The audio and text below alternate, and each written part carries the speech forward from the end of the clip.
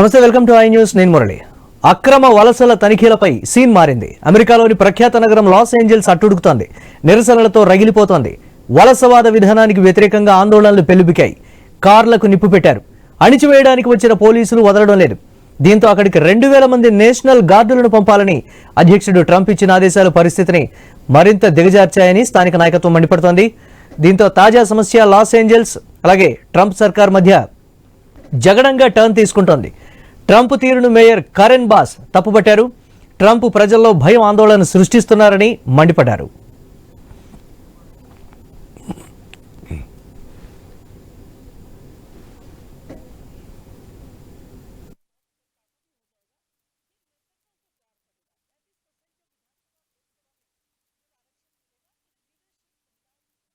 అగ్రరాజ్యం America అట్టుడుగుతోంది. Trump అధ్యక్షుడిగా కొలువుదీరిన తర్వాత ప్రపంచవ్యాప్తంగా వస్తున్నటువంటి పరిణామాలు, అలాగే అమెరికాలో జరుగుతున్నటువంటి విపరీత ధోరణులు, ట్రంప్ తీసుకునేటువంటి నిర్ణయాలన్నీ కూడా సెన్సేషన్గా మారుతున్నటువంటి పరిస్థితి ఉంది.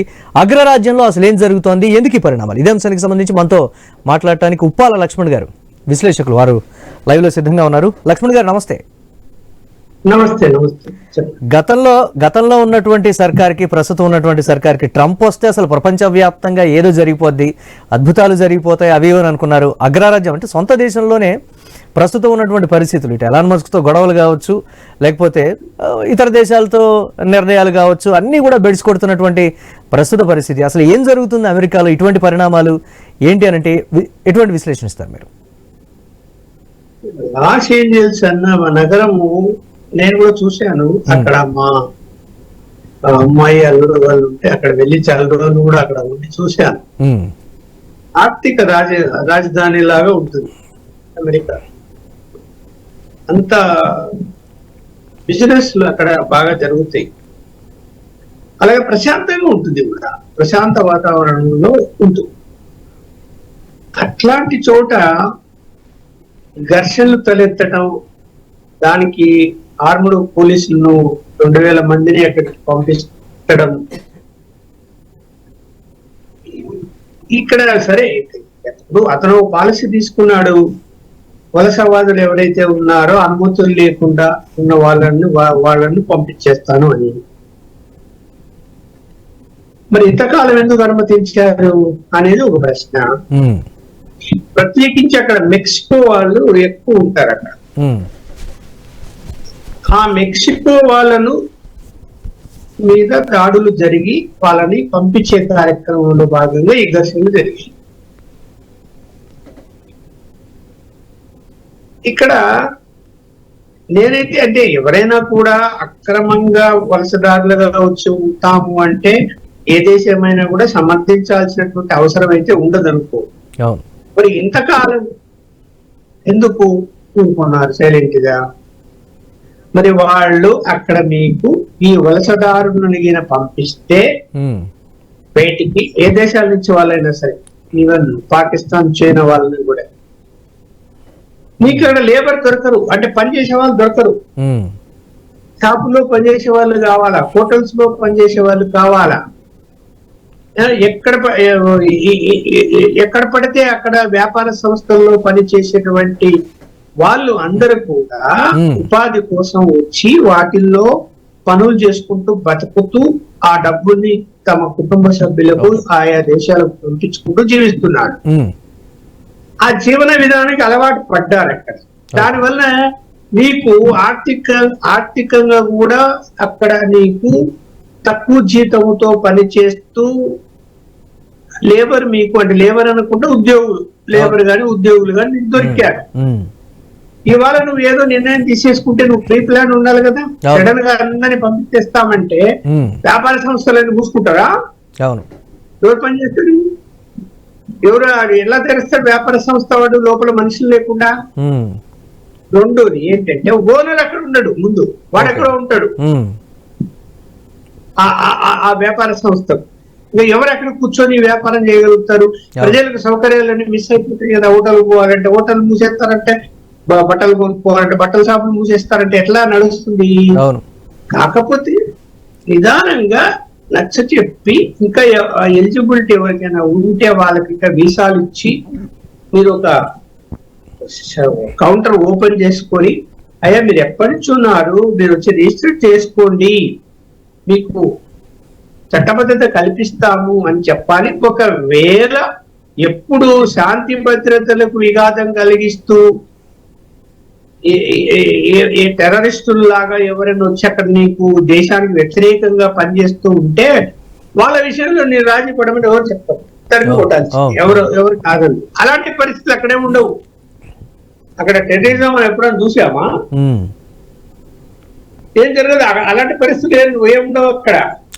కాకపోతే ఏంటంటే ఎకానమీ పరంగా ప్రపంచవ్యాప్తంగా ఇవాళ అమెరికా అనేది నెంబర్ 1 లో ఉంది జీడిపిలో. అందువలన అక్కడ ఆ డాలర్ విలువ విపరీతంగా పెరిగిపోయింది.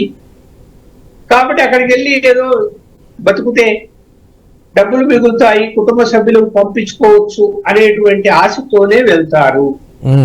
అంతకుమించి వేరే లేదు కదా అక్కడ. అలాగే ప్రశాంతమైనటువంటి దేశం కూడా. హలో, జయరామ్ గారు వినిపిస్తుందా మీకు? సో ఇలాంటి పరిస్థితుల్లో వినిపిస్తుంది. లక్ష్మణ్ గారితో మాట్లాడతాం. చట్టబద్ధంగా పోవచ్చు. అలా కాకుండా నాకు అధికారం ఉంది, నేను ప్రెసిడెంట్ కాబట్టి నేను డిక్టేటర్ లాగా వ్యవహరిస్తాను, నేను ఉన్న వాళ్ళని తరిమేస్తాను, అలాగే ఇతర దేశాల ఎగుమతులు మీద నేను విపరీతంగా ట్యాక్సులు వేసేస్తాను అనేటువంటి పద్ధతిలో ఒక సడన్ నిర్ణయాలు తీసుకొని ఎలాన్ మస్క్ తో గొడవ పెట్టుకొని, మరి ఆయన ఏమన్నా ఆ ఏజ్ లో ఏమన్నా అతను మెంటల్ గా సరిగా మెంటల్ ఏమైనా వస్తున్నదేమో అని నాకు అది డౌట్. చూద్దాం. అంటే ట్రంప్ తీసుకునేటువంటి నిర్ణయాలు కావచ్చు, ట్రంప్ ఆలోచన విధానం కూడా ఎకానమీ మీద భయంకరమైనటువంటి దానికి సంబంధించి అయితే ప్రభావం పడుతున్నటువంటి పరిస్థితి అయితే ఉంది. మాట్లాడదాం ఒకసారి దీనికి సంబంధించి. రైట్గా తాటికాయలు జయరామ్ గారు, పొలిటికల్ అనలిస్ట్, వారు కూడా ఉన్నారు. జయరామ్ గారు నమస్తే. నమస్తే అండి. వలసదారుల మీద ఉక్కుపాదం మోపాలి, అది సరైనటువంటి పరిస్థితి, కానీ ఆచరించేటువంటి పద్ధతి కరెక్ట్ కాదు అనేటువంటి కొన్ని విమర్శలు కూడా వస్తున్నాయి. ఇప్పటికిప్పుడు అంతటిని తరిమేస్తే లక్ష్మణ్ గారు చెప్పినట్లుగా అక్కడ ఉన్నటువంటి వ్యవస్థీకృత విధానం, అంటే ఎక్కువగా కూడా కార్మికుల మీద లేకపోతే ఆయా షాపుల్లో చేసేటువంటి పని వాళ్ళ మీద ఆధారపడ్డటువంటి వ్యవస్థలు లాస్ ఏంజల్స్లో కావచ్చు, అమెరికా వ్యాప్తంగా మొత్తం కూడా ఉన్నటువంటి పరిస్థితి ఉంది. వలసదారుల మీద ఒక చట్టబద్ధమైనటువంటి లేకపోతే ఇతర గతంలో కూడా బైడెన్ చెప్పినటువంటి పరిస్థితి ఉంది. వాళ్ళు లేకపోతే ఖచ్చితంగా గడవదు అనుకుంటే మాత్రం ఆయా యజమానులు ముందుకొచ్చి మీరు బహిరంగంగా వారికి మద్దతు ఇవ్వడం కానీ లేకపోతే ఇతరత్ర ఏదైనా చేసి చట్టబద్ధంగా దాన్ని తీసుకుంటే బాగుంటుంది అనేది కూడా బైడెన్ కొంచెం పద్ధతిగా చెప్పినటువంటి పరిస్థితి ఉంది. బట్ ట్రంప్ తీసుకుంటున్నటువంటి నిర్ణయం మొత్తం కూడా భయోన్పాతం, ఒక భయానక వాతావరణాన్ని క్రియేట్ చేసి ఆ స్థాయిలో నష్టం, తిరుగుబాటు, ఇటు ఎలాన్ మస్క్తో గొడవలు, ప్రపంచ దేశాలతో ఎక్కడా కూడా పొసగని పరిస్థితి. అసలు ఏంటి అమెరికా విధానం, ట్రంప్ ఆలోచన ధోరణి ఎలా ఉంది అని అంటే ఏం చెప్తారు మీరు? ఒకటండి, ట్రంప్ తను ఏంటంటే ఎలక్షన్ లో పోవడానికి ముందే తను ఒక ప్రణాళికను ఏర్పరచుకున్నాడు. ఏంటిది ప్రణాళిక అంటే అమెరికా గ్రేట్, అమెరికా ప్రజలు ఇక్కడ ఉండాలి, నాన్ అమెరికన్స్ ఎవరున్నా కూడా ఇక్కడ నుంచి పంపించాలి. దేనికోసం అంటే ఇక్కడ అన్ఎంప్లాయ్మెంట్ పెరిగిపోతుంది కాబట్టి ఈ గ్రేట్ అమెరికా లోపల అమెరికన్స్ మాత్రమే ఉండాలి అనేది ట్రంప్ నినాదంతో వెళ్ళిండు, గెలిచిండు. సరే, అది పనిచేసింది. అది పనిచేయలేదని కాదు, అది బాగానే పనిచేసింది. కానీ ఈయన వెళ్ళగొట్టాలనుకున్న విధానం ఏదైతే ఉందో విషయం కరెక్టే కానీ విధానం కరెక్ట్ కాదు. సో నాన్ అమెరికన్స్ ఉండాల్సిన అవసరం లేదనుకుంటే ఓకే, దట్స్ ఓకే.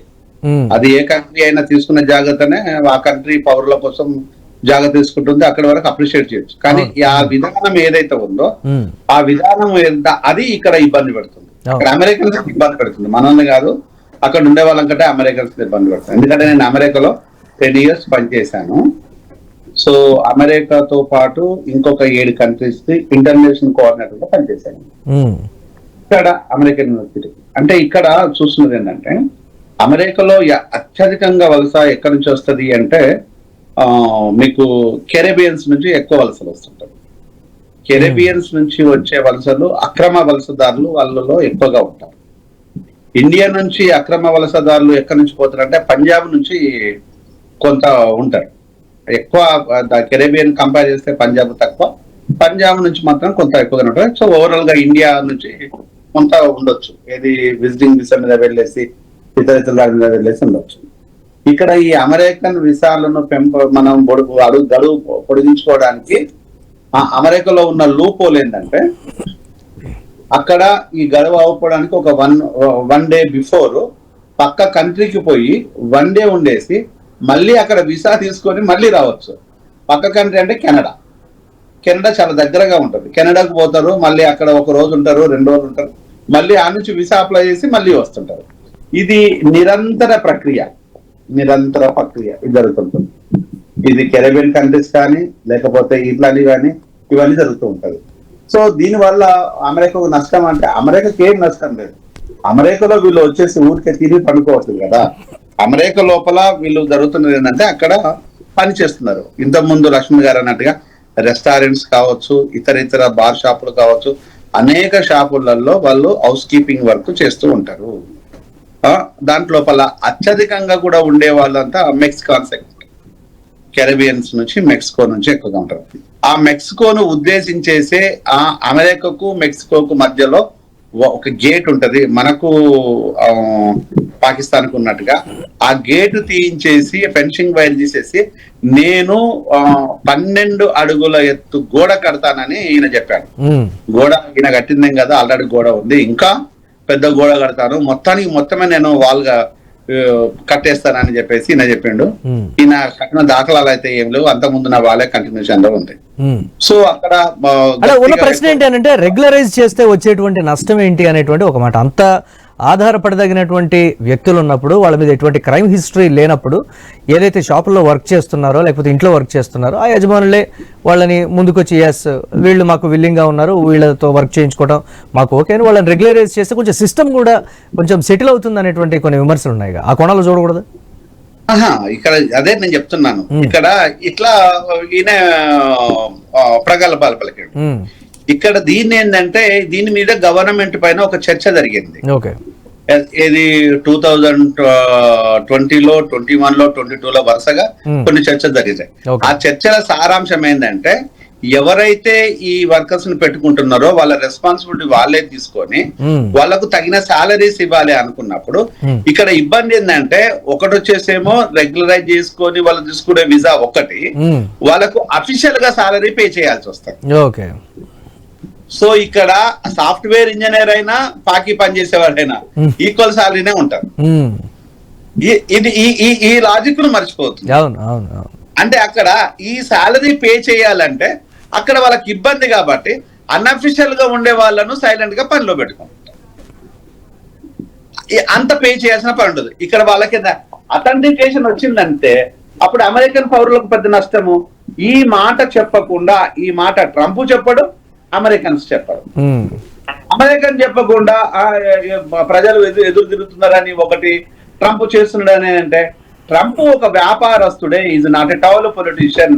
నేను అనేక ఛానళ్లలో ఇదే మాట చెప్తాను. ట్రంప్ ఒక వ్యాపారస్తుడు, తను వ్యాపార లక్షణాలతో ఉండేసి అమెరికన్ సిటిజన్స్ మీద ఇలాంటి మాటలు మాట్లాడితే ట్రంప్ కు పుట్టగతులు ఉండవు, తన సీట్ ఉండదు కాబట్టి. బట్ అక్కడక్కడ స్థానిక మేయర్ కూడా ట్రంప్ తీసుకున్నటువంటి నిర్ణయాన్ని అయితే ఖండించినటువంటి పరిస్థితి ఉంది. మాట్లాడదాం దీనికి సంబంధించి. రైట్ లక్ష్మణ్ గారు, 1 minute 1 second. ప్లీజ్.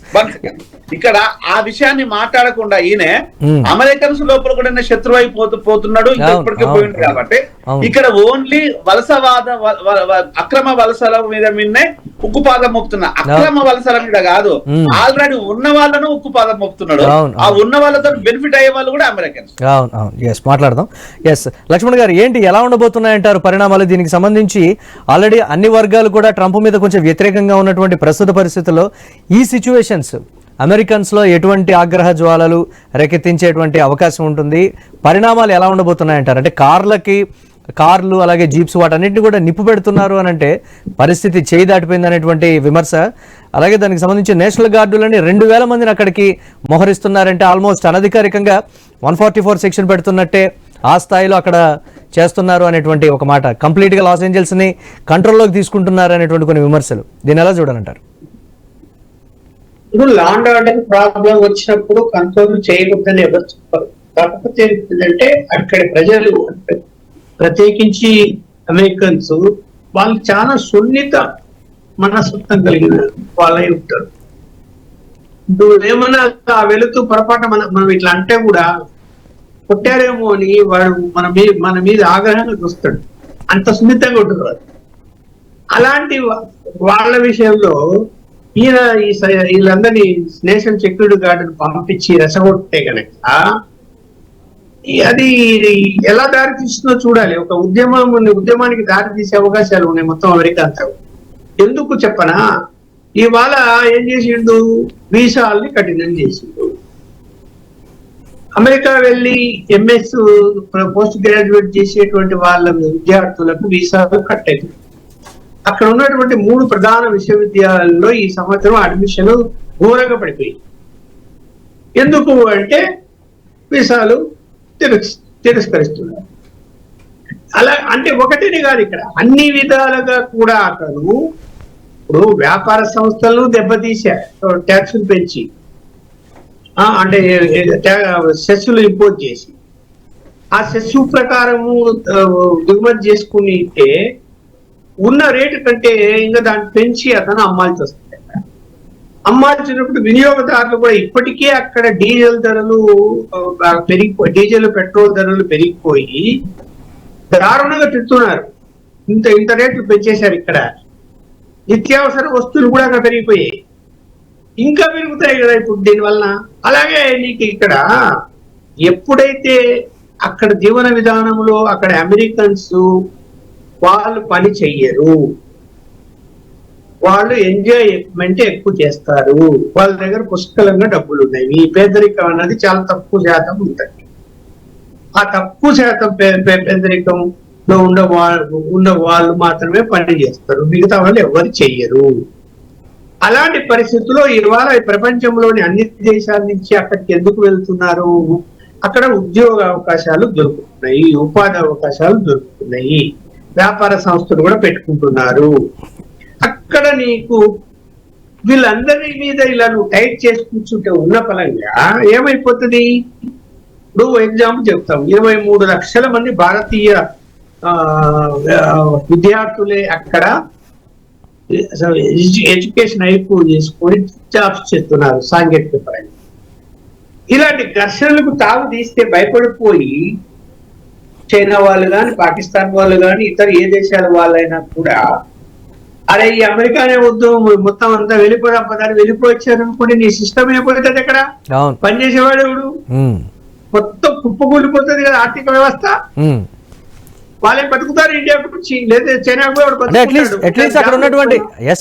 అట్లీస్ట్ అక్కడ ఉన్నటువంటి అధికారులతో మాట్లాడటానికి కూడా ప్రస్తుత పరిస్థితుల్లో ట్రంప్ తీసుకునేటువంటి డెసిషన్ ఈజ్ ఫైనల్, ఆయన ఒక్కడే తీసుకుంటాడు, ఆయన ఒక్కడే అమలు పరుస్తాడు అనేటువంటిది అది కూడా ఉంది. కరెక్టేనంటారా? అది ఆయన కూడా వచ్చేసింది కదా. అవును, ఇప్పుడు ఒక మేయరే వ్యతిరేకించాడు అంటే ఇంకా అక్కడ నీకు రాష్ట్రాలకు సంబంధించినటువంటి అది కూడా ఫెడరల్ సిస్టమే. అక్కడ పరిస్థితులు ఎలా ఉంటాయి మరి?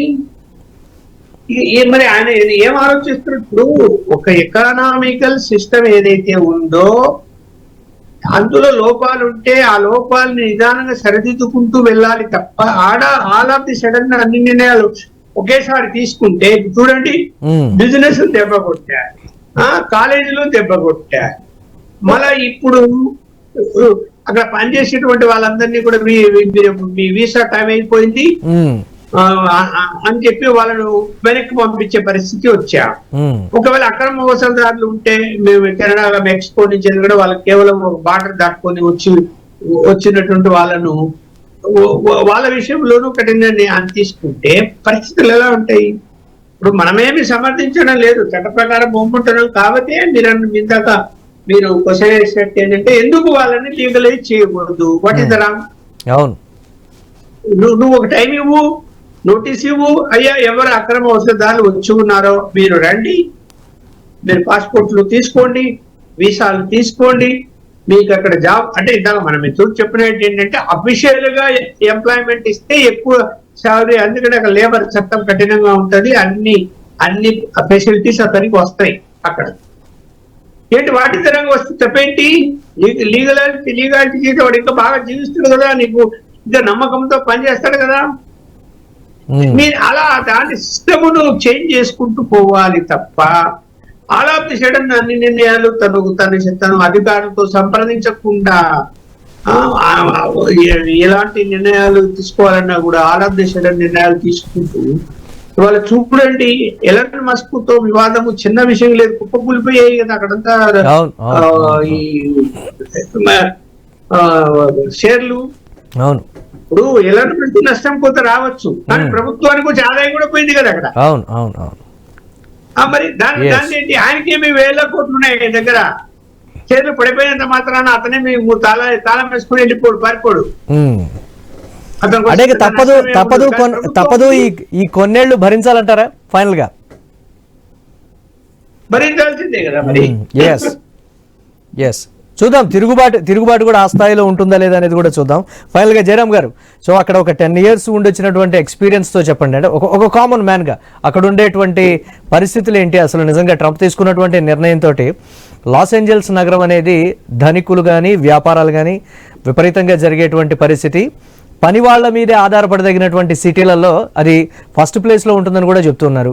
ఏంటి, ఎలా ఉండబోతున్నాయి అంటారు ఫైనల్గా పరిణామాలు?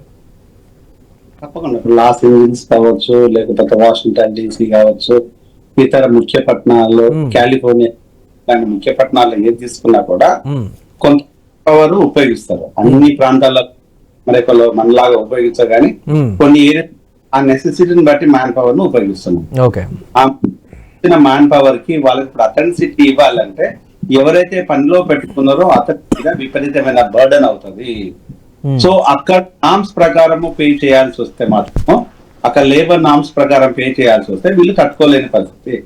దాన్ని మాట్లాడడు, ఓనర్స్ మాట్లాడకుండా అక్రమ వలసదారులు ఏమీ కాదు, వీళ్ళంతా సక్రమైన వలసదారులే. అక్కడ ఉండే లూప్ హోల్స్ ను ఆసరా తీసుకొని దాన్ని బట్టి ప్లే చేస్తారు. అదే ఎవరైనా చేస్తున్న పని ఇది. దాన్ని ఆ విషయంలో ట్రంప్ మాట్లాడుతుంది.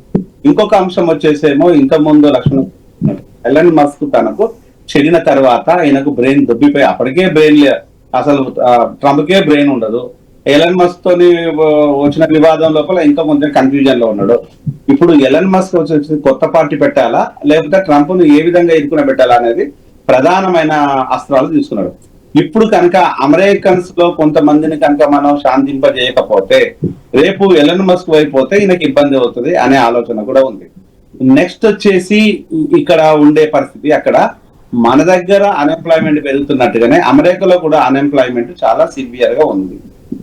అంత సివియారిటీగా పెరగడానికి కారణం ఏంటంటే అమెరికా తీసుకున్న తప్పు నిర్ణయాలు మాత్రమే. ఇప్పుడు మొన్న కొత్తగా తీసుకున్న నిర్ణయం ఏంటంటే, మీరు ఎంత ట్యాక్స్ విధిస్తారో మేము అంత ట్యాక్స్ విధిస్తాం. ఆ కామన్ సెన్స్ కూడా ఈయనకు లేకుండా పోయింది. ట్యాక్స్ దేశాల నిర్ణయత కాదు, దేశ స్వాధితం కాదు, ఇది అంతర్జాతీయ వేదికల మీద నిర్ణయించిన ప్రకారము. పేద కంట్రీస్ ఉంటాయి, ధనిక కంట్రీస్ ఉంటాయి, ఆయా కంట్రీస్ ని బట్టి ఆ ట్యాక్స్ ఉంటాయి తప్పితే అన్ని కంట్రీస్ కు ఒకే ట్యాక్స్ పనికిరాదు, అది దాన్ని ఒప్పుకోరు. దాన్ని కూడా ఈయనకు అర్థం కాకుండా ఏదో వాగిండో తర్వాత దాన్ని కొంత స్టేటస్ కోను మెయింటైన్ చేస్తున్నాడు. ఇలా చూస్తూ ఉంటే ట్రంప్ విధానాలు ఏవైతే ఉన్నాయో ఆ విధానాలు అట్టర్ ఫ్లాప్ విధానాలు అన్న విషయం ఇప్పుడు అమెరికన్స్ గమనించి మాట్లాడుతున్నారు. ఆ మాట్లాడే విషయాన్ని పక్కదోవ పట్టియడం కోసము ఈ డ్రామా అంతా చేస్తున్నాడు. స్టూడెంట్స్ విధాలను తీసివేయటము, స్టూడెంట్స్ డ్రంక్ అండ్ డ్రైవ్ లో పట్టుకున్నారని చెప్పేసి వాళ్ళ స్టడీ వీసాలు క్యాన్సిల్ చేయటము, స్టూడెంట్ లోపల ఇంకేదో రిలేషన్స్ ఉన్నాయి, రకరకాల అంశాలతో ఎటొచ్చి ఇక్కడ పంపించడం. ఆ పంపించడం కూడా అమెరికాకు నష్టమే అన్న విషయాన్ని అమెరికన్స్ తెలుసు, ట్రంప్ కు తెలుసు. దీన్ని ఆయనకు అనుకూలంగా మార్చుకోవాలి అంటే ఎలక్షన్ మేనిఫెస్టోలో పెట్టిన దానికి నేను చేస్తున్నాను అని చెప్పుకోవడం కోసం డ్రామా తప్పితే ట్రంప్ చేయడం వల్ల అమెరికాకు నష్టము, విద్యార్థులకు నష్టము, కామన్ సెన్స్ లేకుండా బిహేవ్ చేయడం కాదు అనేది నా అభిప్రాయం. Right, thanks for updates Jayaram గారు అండ్ ఉప్పాల లక్ష్మణ్ గారు వాల్యుబుల్ అనాలిసిస్ ఇచ్చారు. థ్యాంక్ యూ అండి. ఇవి ఇప్పటి వరకు updates. Keep watching I news.